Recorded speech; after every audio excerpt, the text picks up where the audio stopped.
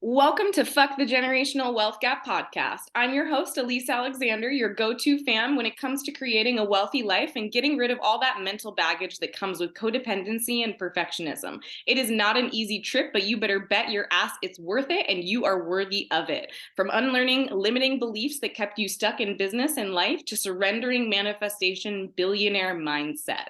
So today, you guys, I am so excited because we have Lawrence Tuazon, which I literally can't even believe that he likes me enough to be on the podcast. But the fact that he is so excited and so ready, I can't even explain it to you. So I'm going to give you guys his beautiful bio, and then we are going to dive right in because you know me, we're no BS and we go straight to it. So Lawrence is a total health coaching founder, EverCoach, and Mindvalley chief life health coach, as well as the co-author to Total Health and Extraordinary Living, which you guys, if you have not read this book, please do yourself a favor and go freaking buy an audio copy and a regular copy because you know you're going to want to listen to it on the way too. So Lawrence, oh my God, I'm so excited. Thank you so much for joining us today. Thank you, Elise. It's been my honor to be here. He's gonna make me cry, you guys. I'm like literally like I'm like overheating in Sweden over here. Okay, so we're gonna dive right in. One of the biggest things that I really want to know, Lawrence, right away is what is it that you believe wealth is? I love that question because I came to, let's say, a very poor background. I was born and raised in the Philippines, and all I see, I thought that health is equals to money, and for me to get money, I would think I need to work hard, and I try to make myself believe that I'm born to be rich. I'm born to be rich, and I want this, I want that, I want this, and I work hard climbing the ladder to get all of the things that I want. And going back to the question, wealth is for me is freedom to do everything, anything that you want to do in that particular time, day, or season. For me, that's pure wealth. Wow. You know, I think it's so true, right? Because we have all these words that we don't really define until it comes to someone saying, like, hey, what do you believe this word to be? What do you like integrate in your life? And I would love to ask you, like, how do you integrate wealth and well being into your business life? And how do you integrate your life into your business? Yes, so going back to, to a little bit of my background. So I went to a corporate job. I finished profession in nursing when I was in college. Then Damn, I thought that, I'll be a nurse in United States or in get it. UK, but it was the Lehman shock during that time, and it postponed all my American dream. For now. then I I migrated here in Japan. I'm so glad that my parents are working here and they grant me, a visa for me to stay here. And I changed career here and climbed the corporate ladder. And working from 9 to 5 and believing myself that doing overtime is it's something that's sacrificing and Ugh. appealing to my company, Mm-hmm. and putting my wife and my firstborn kid at home, and me just getting home like a zombie is something that been in a repeat for 3 years until I got this awakening that it's Wow. so much. So now that I changed my career, and I'm so glad that I'm working as a coach and having this location free job that I can schedule my business meeting or my coaching session, and able to do all the things that I want, able to take care of my new baby, my son, who is just 6 months now. It's for me is something that it integrates, it makes me whole as a person, and as a well-being. And this wealth of being able to take care of my son while also showing up for my clients, of course, creating income for my family is something that, is for me, it's something that I'm feeling so blessed to have this opportunity or to have this situation now flowing in my life and able to impact others with the learnings that I have with this past years as as an individual. Yeah. Wow. So let me just reiterate to the audience like what you just said, because you blow my mind. And like I didn't even know that I was someone who wanted to integrate my business and my life. I thought like my whole life, I thought that like everyone kept it separate. I thought that that was like the way to go. And the first time Mhm. I ever saw someone integrate, it was because they wanted to be able to spend more time with their family. And I was like, oh Mhm. my God, mind blown. People like spending time with their kids. People like spending time with their family, but that was not how I grew up. I had two entrepreneur parents and grandparents, and it was not the same like that. It did not align like that. They wanted to spend that time alone. And I get it. Everybody has a different way of doing their generational wealth. And that's why this podcast really came to be, because I know that I may have a different expectation or reality or definition of what wealth means to me, but also there are people all over the world. And I don't forget that there are people Mhm. of different ages, different sizes, different backgrounds, and we all can learn from each other of what we believe wealth to be. And the biggest thing that I just received from what you said is that you are like honored by the opportunity that you get to be there, that you get to integrate that time with your son, and that you also get to put yourself first. And I would love Mhm. to ask you, like, what is it in putting yourself first that makes you feel wealthy? I love that. I love that. Yeah, because I came to the point of my life that I'm just giving my time, giving my, giving Both my hands. my precious day, instead of me staying with my family, I'm giving it to my company to work, and over time. Then I have acquaintances with my friends, just give again, and I almost left my wife and my kid in this situation that they're about to give off. I thought that I'm a good father of you know having recognition, getting the new position. Mm-hmm. But when we talk, it wasn't like that. My wife just, I'm thinking about divorcing you, she told me. And for me, it's just, it's just a fist coming on Oh my yeah. face when I hear that. And plus, I didn't had the opportunity to take care of my daughter during back then because, Mm. I was so busy being busy. And Oof. I'm just so blessed by the universe that, hey, Lauren, I will give you another child. So Just a let's see shot. this time if you get, if you can apply what you learn, Ooh. And this time, I'm taking every time that, I will take time to just to listen to when he's crying, I'm Mm. changing his diaper. And for me, this is Who precious Lawrence because changes it diapers? it it brings me to the present.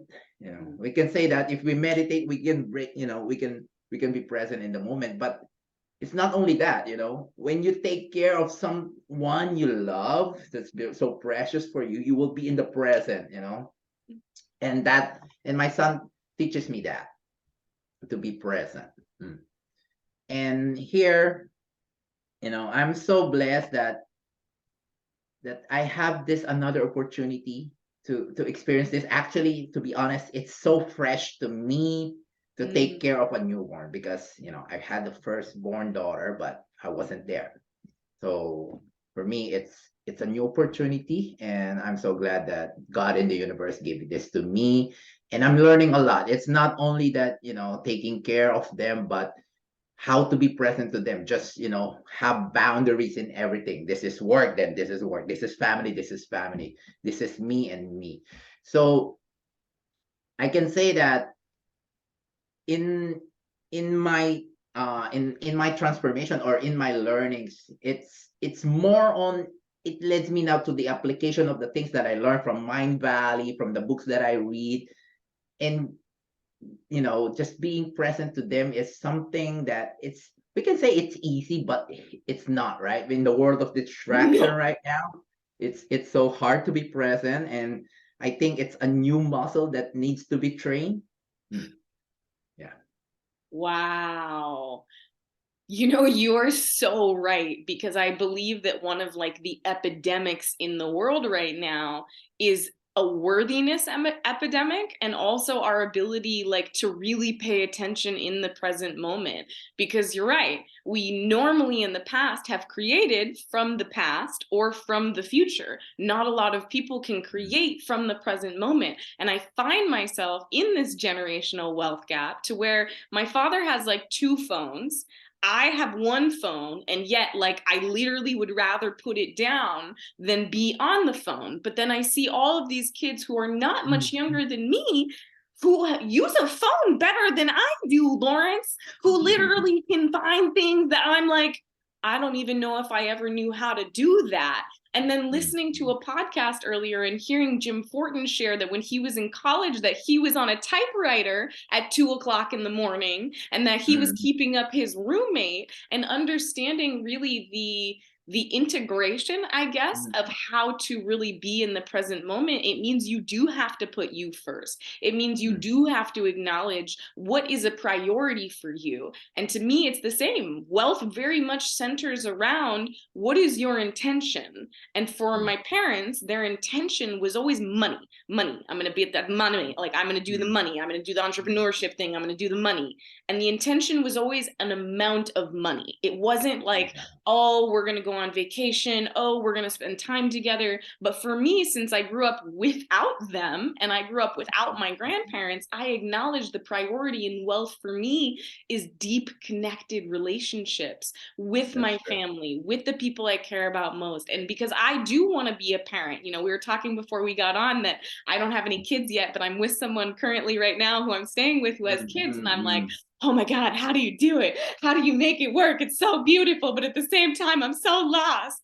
But I do want to be a parent. So I do believe that really integrating that wealthiness of well-being in those relationships, that's how you become fulfilled. That's how the intention stays true. So saying that, I would love to know, is the priority of like the wealthy legacy that you would love to leave for your kids, is it what they think of you? Is it how they feel about you? Is it how your wife feels about you? Like what in a wealthy legacy do you want to leave for your family, not even for the rest of the world?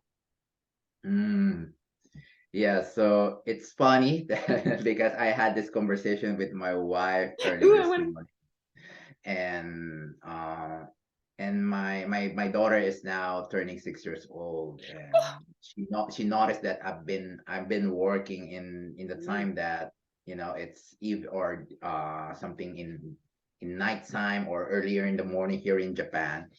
And because I'm a parent, I'm a parent, and I'm a kind of parent that play computer games with my daughter. I love it. So I love it. I'm in a generation that my mom told me, you don't play too much computer games. Then that boy is now a father. And and and I have my daughter now, and okay, let's play games. Let's play games in this certain in this certain time, and let's play it together. So we'll be playing games in the in 1 hour, and I will see her how she's emotion running to the game. She's sometimes so pissed off, sometimes she's so happy, and I see a lot of how child change their emotion from happiness to sadness. It's so fast, but for us as an adult, it's so slow. I'm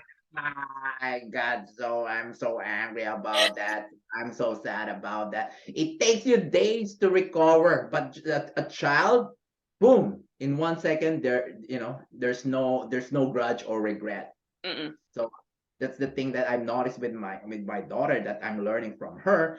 Plus, so going back to the generational wealth gap that I want to influence her is she started to know that I'm not working in a shift, in a shifting Ooh. schedule. That is so like a general rule here in Japan. Like if you will make a survey of people or a teenager who they want to be when they grow up, they want to be a government employee and to work 9 to 5 Interesting. because because that salary is very clear and very, it's not so many, but it's an average, and you're getting salary from the government, and the government will never get bankrupt. So it's a clear safety that Yep. you can, you Comfortable. have financial safety, let's say. Mm-hmm. But and my daughter noticed that I'm not working on that shift from 9 to 5. Most of her classmates, her Oh yeah. friends, father and mother Oh yeah. works with that time.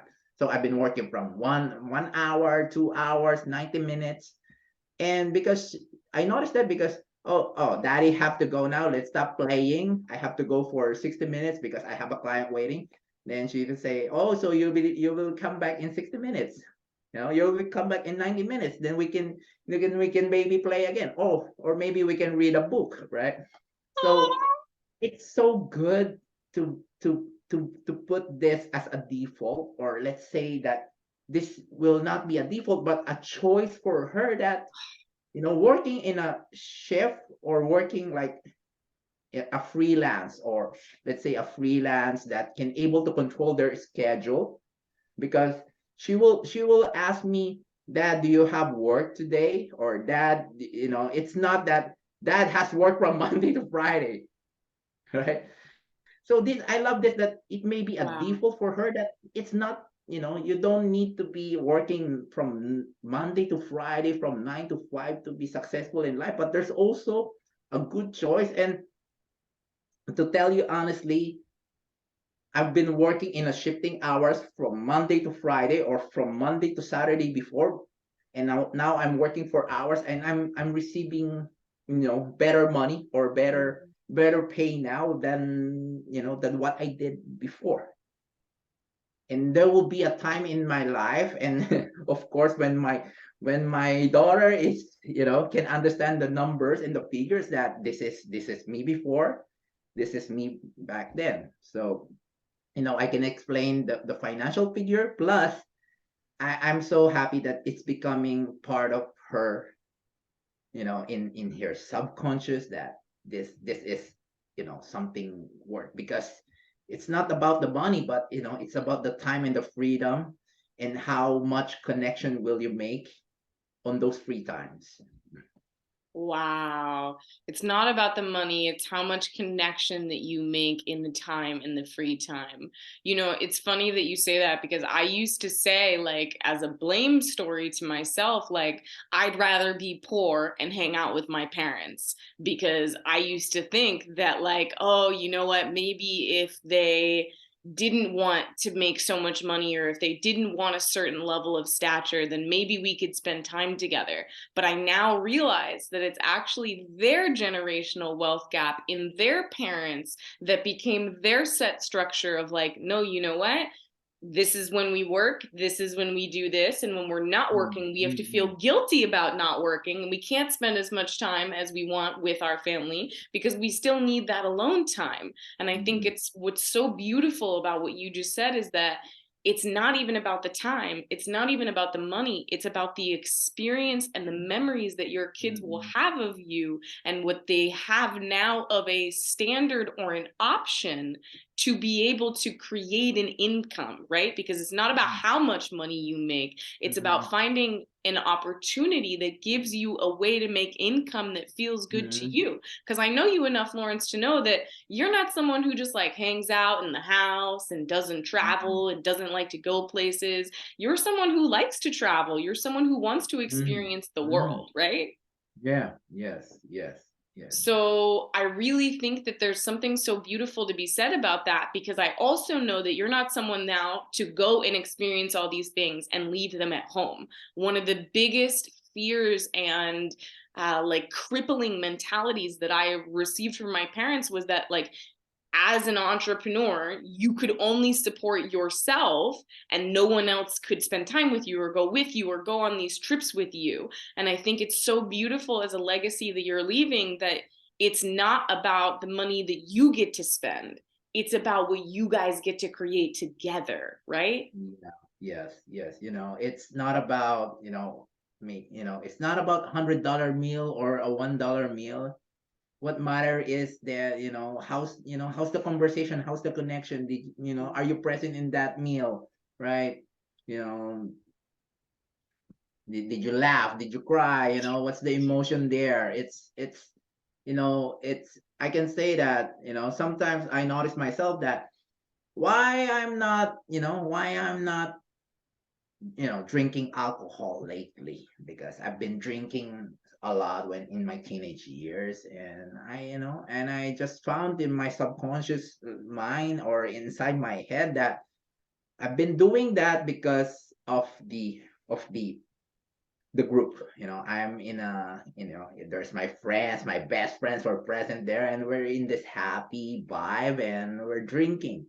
And now that I'm adult now, and alcohol is not a choice for me to find company or happiness, because I have my family, I have my friends, and we can drink water and just talk and be happy, right?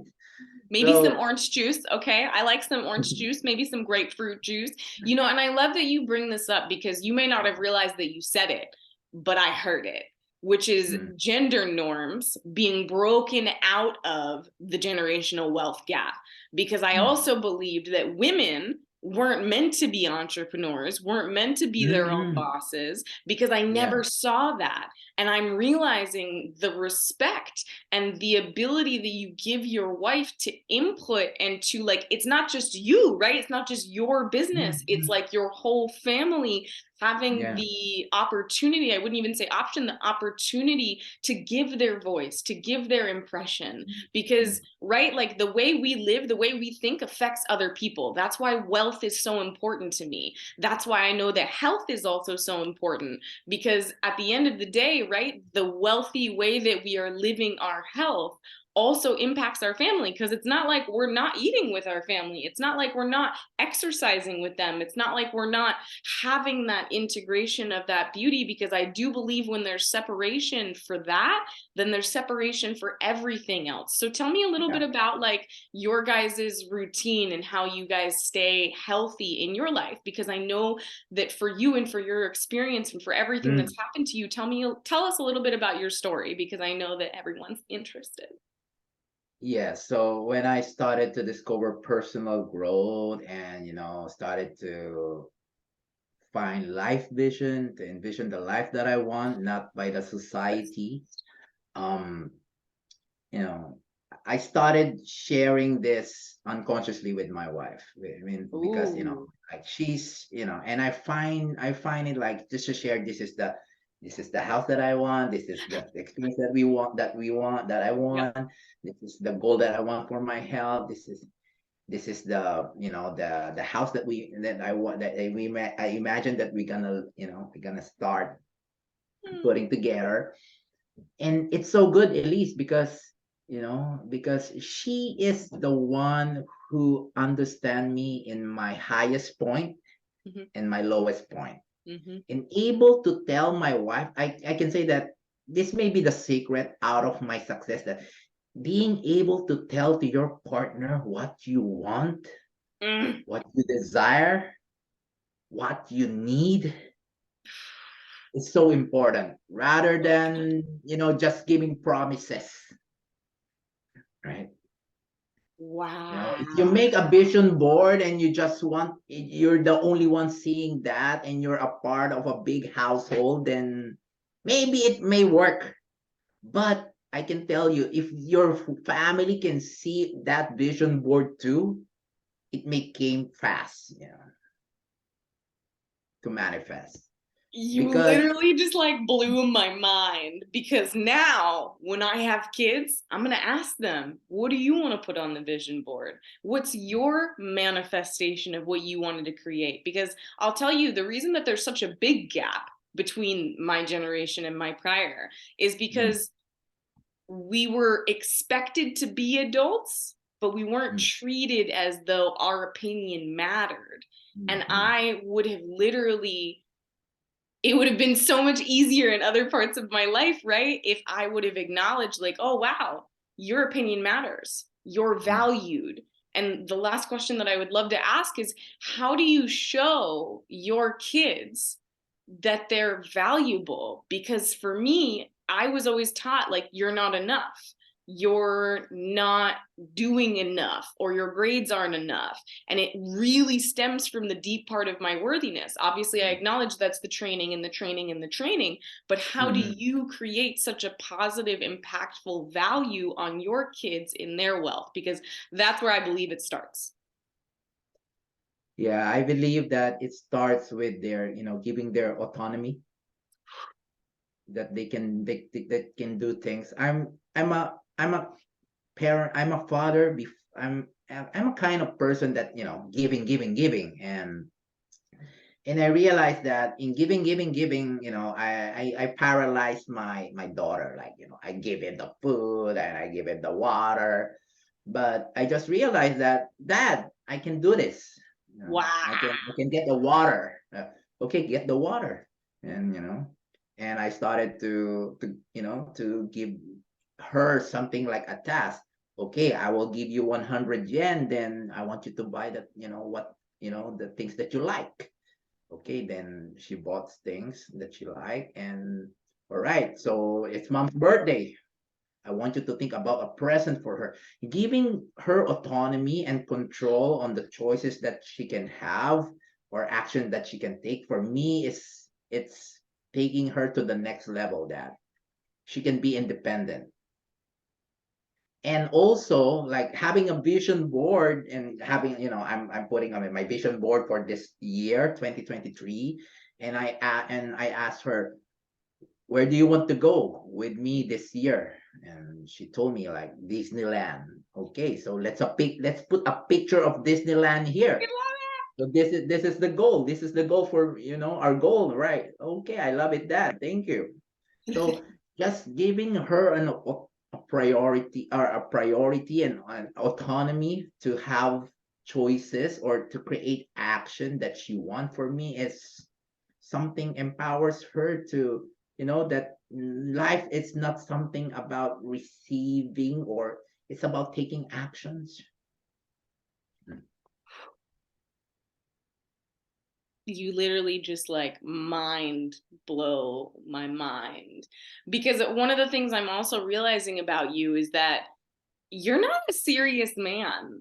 You are actually someone who genuinely enjoys like poking a little fun, and also like making sure, Yeah. people are a little bit more, what would I call it? Not even direct. I would say like playfully aggressive, because I think that a lot of us need that, whether it's in coaching or in life. Like, I don't think that wealth needs to be so serious. So I would love for you to share a little bit as our last kind of topic of like, why is laughter so important to you in your generation?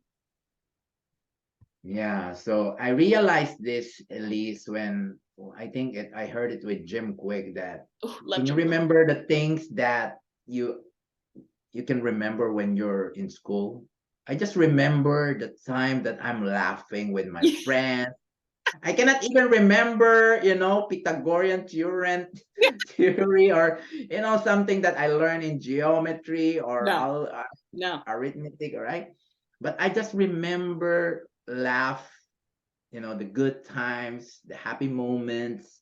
Of course, I remember the boring, but, the laugh is so vivid, and the boring is, it's kind of blurred, right?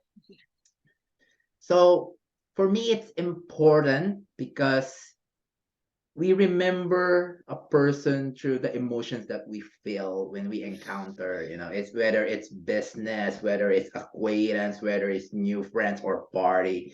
You can actually forget their names. Yep. But you will always remember how you felt with their presence. And I use laugh and fun and entertainment when I do coaching, because like, I don't want to be so guilty serious with my clients. Like, if they're starting to get serious so much, I'm acting like Joker, and I say, why so serious? I told that to them. Why so serious? And put them back in the present, in the present, that it's not that I'm choosing you to live or die, but there's a lot of choice. And through laughter, I think I can bring the emotion or the goals or vision that they set that connects to laughter. And I think there's no person in the world that doesn't want to laugh. And if they are, we don't want to hang out with them, okay? I'm not trying to like live that kind of life every day. Oh, wow. I call it wow, look how I mess up my own word.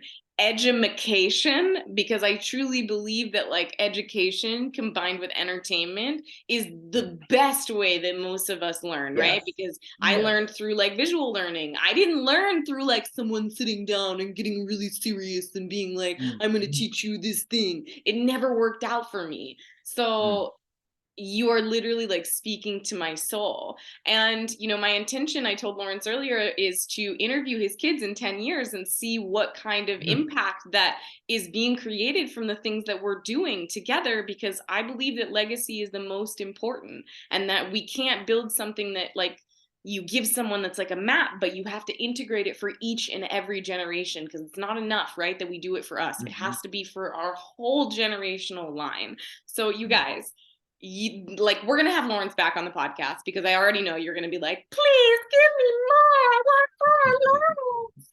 But thank you so much for honoring us with your time, and thank you so much for all of your vulnerability and your laughter. Like, it truly changes the game for me, and it's kind of like playing Mario Kart and being flipped over upside down, and you're like, what just happened? Wait, I liked it. Yeah. When you sit down, you can always get back up. And that is the truth, folks. Okay, that is all that we have for you guys. We will see you next week. Thank you so, so much, Lawrence. That was amazing. And you have a wonderful rest of your day.